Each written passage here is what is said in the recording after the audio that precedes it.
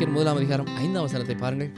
நீங்கள் தேவனுடைய ராஜ்யத்தின் நிமித்தம் பாடு அனுபவிக்கிறவர்களாய் இருக்க, அந்த ராஜ்யத்திற்கு நீங்கள் பாத்திரர் என்று எண்ணப்படும்படிக்கு தேவன் நியாயமான தீர்ப்பு செய்கிறவர் என்பதற்கு அதுவே அத்தாட்சியாய் இருக்கிறது.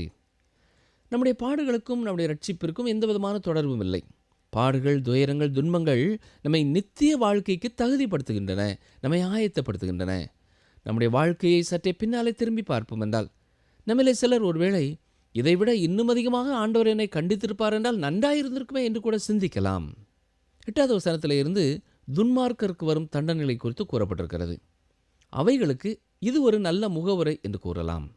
சரி, 2 தெசலோனிக்கர் 1:6 பாருங்கள்.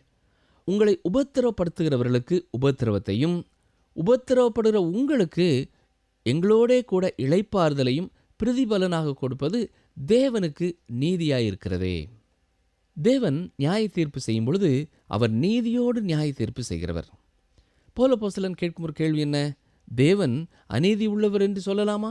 சொல்லக்கூடாதே என்றுதான் ரோமர் 9:14 கூறுகிறார். தேவன் எதை செய்தாலும் அவர் செய்யும் அனைத்தும் சரியானதாகவே இருக்கும். தேவன் தவறு செய்ய முடியாது.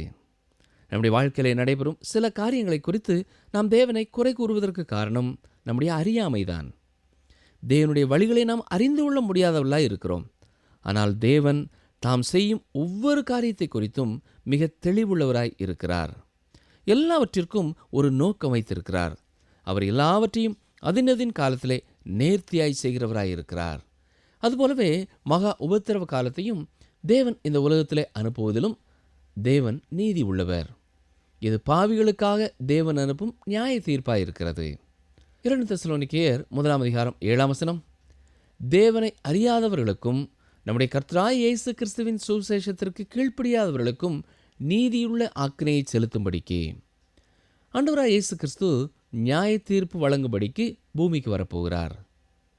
2 தெசலோனிக்கேயர் 1:8-9 பாருங்கள்.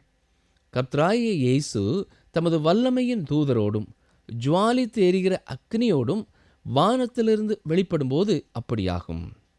அந்நாளிலே தம்முடைய பரிசுத்தவான்களில் மைமைப்படத்தக்கவராயும் நீங்கள் எங்களுடைய சாட்சியை விசுவாசித்தபடியினாலே உங்களிடத்திலும் விசுவாசிக்கிறவர்கள் எல்லாரிடத்திலும் ஆச்சரியப்படத்தக்கவராயும் அவர் வரும்போது.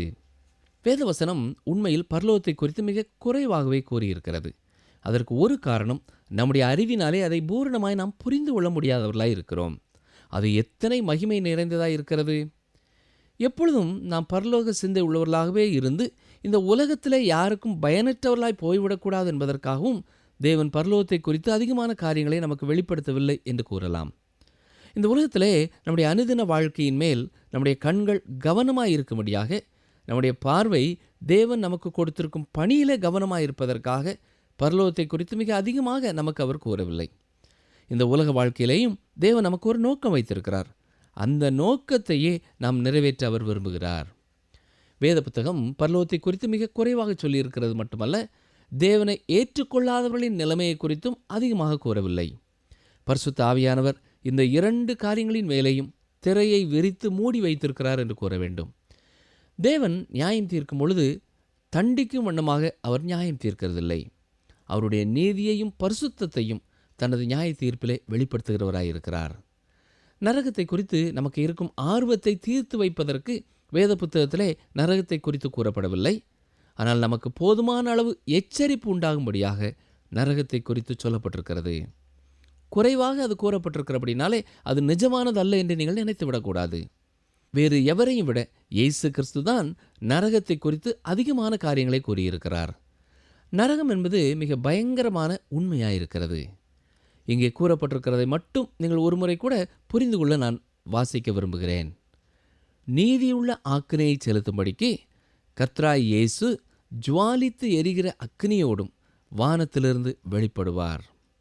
இன்று நரகத்தை குறித்து பேசும்பொழுது பலர் இதை குறித்து ஏளனமாய் கூறுகிறார்கள். அவ்வாறு கூறுவதனாலே நரகம் இல்லாமல் போய்விடாது. நிகழ்ச்சியை கேட்டுக்கொண்டிருக்கிற அருமையானவர்களே, நரகம் என்று உண்டு என்பதை நீங்கள் பூரணமாய் நம்பலாம். கிறிஸ்து இந்த பூமிக்கு ஒரு நாளிலே திரும்பி வரப்போகிறார். முதலாவது தம்முடையவர்களை இந்த உலகத்திலிருந்து எடுத்துக்கொள்வார். அதன் பின் இந்த பூமிக்கு வருவது துன்மார்க்கருக்கு பயங்கரமானதாக இருக்கும். தேவனை அறியாதவர்களுக்கும் நம்முடைய கர்த்தராகிய இயேசு கிறிஸ்துவின் சுவிசேஷத்திற்கு கீழ்ப்படியாதவர்களுக்கும் அது நீதி உள்ள ஆக்கினை தீர்ப்பாயிருக்கும். யோவான் 17ஆம் அதிகாரம் 3ஆம் வசனத்தில் இயேசு ஜெபிக்கும் பொழுது, ஒன்றான மெய் தேவனாகிய உம்மையும் நீர் அனுப்பினவராகிய இயேசு கிறிஸ்துவையும் அறிவதே நித்திய ஜீவன் என்று கூறியிருக்கிறார். யோவான் 6ஆம் அதிகாரம் 29ஆம் வசனத்தில் சொல்லும் பொழுதும் இயேசு அவர்களுக்கு பிரதியுத்தரமாக, அவர் அனுப்பினவரை நீங்கள் விசுவாசிப்பதே தேவனுக்கு ஏற்ற கிரியையாய் இருக்கிறது என்கிறார். இதுதான் பிரியமானவர்களே வேத வசனம் கற்றுக் கொடுக்கும் சத்தியம். நியாய தீர்ப்பை குறித்தும் நரகத்தை குறித்தும் பேசுவது பிரசித்தி பெற்ற காரியமாயிராது.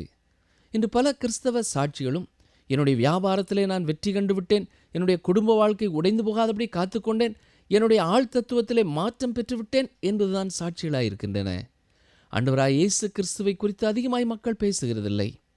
கடைசியாக நீங்கள் கேட்ட எந்த சாட்சியிலே நான் நரகத்தை நோக்கி போய் கொண்டிருந்தேன், தேவனை அறியாதவனாயிருந்தேன், தேவன் என்னை ரட்சித்தார் என்று சொல்ல கேட்டிருக்கிறீர்கள்? சாட்சி என்பது தேவன் உங்களுக்கு எதை கொடுத்திருக்கிறார் என்பது அல்ல, எப்படிப்பட்ட நிலைமையிலிருந்து உங்களை விடுதலை செய்திருக்கிறார் என்பதே பெரிய சாட்சி. அதுதான் ஆண்டவராய் இயேசு கிறிஸ்து இந்த உலகத்திற்கு வந்ததின் நோக்கம். நம்மை மீட்கும்படியாக அவர் இந்த உலகத்திற்கு வந்தார். புதிய ஆழ்தத்துவத்தை கொடுப்பதற்காகவோ நம்முடைய வியாபாரத்தில் வெற்றியை கொடுப்பதற்காகவோ அவர் இந்த உலகத்திற்கு வரவில்லை. நரக ஆக்கினையிலிருந்து நம்மை விடுதலை செய்யவே அவர் வந்திருக்கிறார். இன்று பலர் இதை கூற விரும்புகிறதில்லை, இப்படிப்பட்ட சாட்சிகளை கேட்கவும் விரும்புகிறதில்லை. இன்றைக்கு பலர் கடவுளை அறியாதவர்களாக நித்திய ஆக்கினைக்கு நேராக அழிவுக்கு நேராய் போய்கொண்டிருக்கிறார்கள் என்பதை மிக சிலரே தெளிவாய் கூறுகிறார்கள். ஒரு கட்டிடத்திலே நீங்கள் தூங்கிக் கொண்டு இருக்கிறீர்கள். கட்டிடம் தீப்பற்றி எரிகிறது. உங்களை பாதுகாப்பதற்காக ஒருவர் உள்ளே ஓடி வருகிறார், உங்களை எழுப்புகிறார், உங்களை தூக்குகிறார். எரிகிற கட்டிடத்திலிருந்து செந்தூக்காய் தூக்கி உங்களை வெளியே கொண்டு வருகிறார். அவருக்கு உங்களை பிடித்திருக்கிறது, எனவே அவர் உங்களை தனது மகனாய் ஏற்றுக்கொள்கிறார். அவருடைய அருமையான வீட்டிற்கு உங்களை அழைத்து செல்கிறார், மிக அருமையான வெகுமதிகளை உங்களுக்கு கொடுக்கிறார். இப்படி இருக்கும் காலகட்டத்தில் ஒரு கூட்ட மக்கள் முன்னாலே நீங்கள் நின்று இந்த மனிதனை குறித்து நீங்கள் சொல்ல வேண்டிய ஒரு சந்தர்ப்பம் கொடுக்கப்படும் என்றால் எதை குறித்து நீங்கள் விசேஷமாய் சொல்லுவீர்கள்? அவர் உங்களை தனது மகனாக ஏற்றுக்கொண்டதை குறித்து கூறுவீர்களா? ஆம், அதை குறித்து நீங்கள் கூறுவீர்கள் என்று நினைக்கிறேன். ஆனால் உண்மையாகவே அவர் தனது வாழ்க்கையை பணய வைத்து எரியும் கட்டிடத்திற்குள்ளே வந்து உங்களை காப்பாற்றியதை குறித்து நீங்கள் கூறுவீர்கள் இல்லையா? அதுதான் மிக முக்கியமான காரியம் பிரியமானவர்களே. தேவனை விசுவாசியாதவர்களுக்கு நியாய தீர்ப்பு வருகிறது. அப்படிப்பட்ட ஒரு நிலைமையிலே நீங்கள் இருக்க விரும்புவீர்கள் என்றால் நீங்களும் நியாயம் தீர்க்கப்படுவீர்கள்.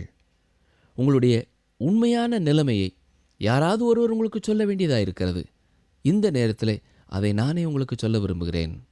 அருமையானவர்களே, நான் கடவுளுடைய பிள்ளை என்ற அனுபவம் மற்றவர்களாய் நீங்கள் இருக்கிறீர்களா? யார் இப்படி இருப்பார்கள் தெரியுமா? முதலாவது தேவனை அறியாதவர்கள், இரண்டாவதாக இயேசு கிறிஸ்துவின் நற்செய்திக்கு கீழ்ப்படியாதவர்கள். அப்படிப்பட்டவர்களை நோக்கியே தேவனுடைய ஆக்கினை தீர்ப்பு வருகிறது. 2 தெசலோனிக்கேயர் 1ஆம் அதிகாரம் 10ஆம் வசனம் பாருங்கள்.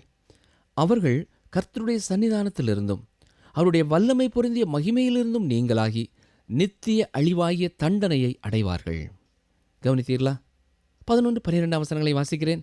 ஆகையால் நம்முடைய தேவனும் கர்த்தராகிய இயேசு கிறிஸ்துவும் அளிக்கும் கிருபையின்படியே நம்முடைய கர்த்தராகிய இயேசு கிறிஸ்துவின் நாமம் உங்களிடத்திலும் நீங்கள் அவரிடத்திலும் மகிமைப்படும் பொருட்டாக நம்முடைய தேவன் உங்களை தமது அழைப்புக்கு பாத்திரராக்கவும் தமது தயையுள்ள சித்தம் முழுவதையும் விசுவாசத்தின் கிரியையையும் பலமாய் உங்களிடத்தில் நிறைவேற்ற வேண்டும் என்று எப்பொழுதும் உங்களுக்காக வேண்டிக் கொள்கிறோம். இங்கே பவுல் தெசலோனிக்கே விசுவாசிகளுக்காக எதற்காக ஊக்கமாய் ஜெபிக்கிறார் என்பதை கூறுகிறார். அவர்களது வாழ்க்கையிலே இயேசு கிறிஸ்துவின் நாம மகிமைப்பட வேண்டும். பிரியமானவர்களே, உங்களுடைய வியாபாரத்தில் வெற்றி அடைந்திருக்கிறீர்களா? நீங்கள் கிறிஸ்துவை மகிமைப்படுத்துங்கள், அது நல்லதுதான். ஆனாலும் பல்லாண்டு காலமாய் படுக்கையிலே வைத்தியசாலையிலே இருக்கிறவர்கள் அந்த பாடுகளின் மத்தியிலேயும் சாட்சியாயிருப்பது மிக உன்னதமான ஒரு சாட்சியாகும். அப்படிப்பட்ட ஒரு சகோதரியின் மூலமாக சகோதரனின் மூலமாகவும் தேவன் மகிமைப்படுகிறார். நாம் பாடுகளின் மத்தியிலே துன்பங்களின் மத்தியிலே நடந்து வந்து கொண்டிருப்போம் என்றால் எந்த நோக்கத்தோடு தேவன் அதை அனுமதித்தாரோ அதை பூரணமாய் நிறைவேற்ற நம்மை நீடிய பொறுமையோடு அவருடைய கரங்களிலே ஒப்படைப்போம். தேவனை அறியாதவர்களையும் நற்செய்தியை ஏற்றுக்கொள்ளாதவர்களையும் நியாயம் தீர்க்கும்படியாக கடந்து வரப்போகிறதை உணர்ந்தவர்களாக இந்த வார்த்தைகளை நாம் மட்டும் கேட்டு பயன்பெற்றுக் கொள்கிறவர்களாய் வாழாமல், தேவனை அறிய வேண்டிய பலர் இந்த கர்த்தருடைய வார்த்தைகள் மூலம் அவரை அறிந்து கொள்ளும்படியாக எதையாவது செய்ய ஒரு தீர்மானம் செய்வோமா? நம்முடைய வாழ்க்கையிலே தேவன் நம்மை ரட்சித்திருப்பதற்காக, நரகத்திலிருந்து மீட்டு எடுத்திருப்பதற்காக, பாவத்தின் தண்டனையிலிருந்து ரட்சித்திருப்பதற்காக அவருக்கு நன்றி உள்ளவர்களாய் வாழ்வோம். கர்த்தருடைய கிருபை உங்களோடும் உங்கள் குடும்பத்தோடும் உங்கள் கைகளின் பிரயாசத்தோடும் இன்றும் என்றும் சதா காலங்களிலும் தங்கியிருப்பதாக. ஆமேன்.